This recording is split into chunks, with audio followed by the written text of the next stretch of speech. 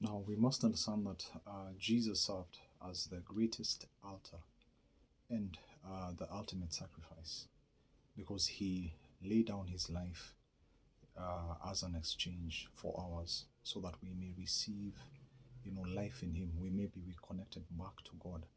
And also, we must understand that in this world, the greatest battle, the greatest war, is a war of altars.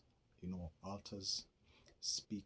Altars are the place where divinity and humanity meet. Altars are where cases are settled. Altars are where you know encounters, spiritual encounters happen. And many altars speak in the spiritual realms. Altars are what are used as a medium to voice or to speak direction, to speak certain occurrences.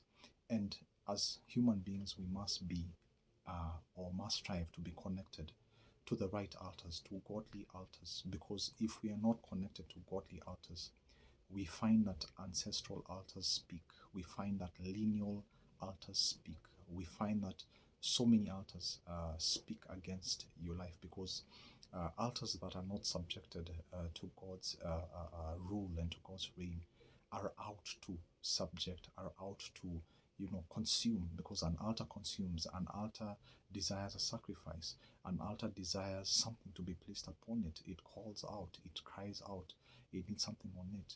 And this takes me back to Elijah at the Mount of Carmel. One thing that we must do, that Elijah did, we must destroy every other altar that has been built. Altars that have been built through ancestral lines, altars that have been built through engagement in witchcraft, altars that have been built, by foreign priests who worship other idols.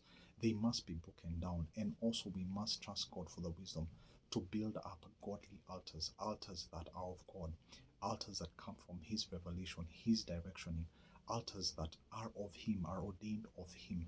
And when Elijah did that, he was able to call out from heaven, and God sent fire and consumed the sacrifice that was set upon it. Today, if you desire God to consume your sacrifice, if you desire God, to have that connection, then your altar must be built in the right place. There are altars that are fighting generations. There are altars that are fighting marriages.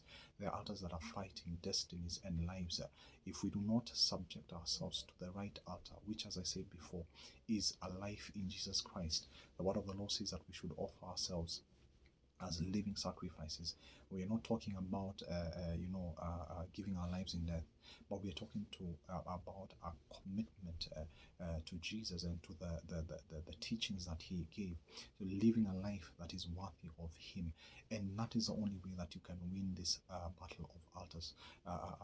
Altars are fighting, and what determines is the altar that you're standing upon. Amen.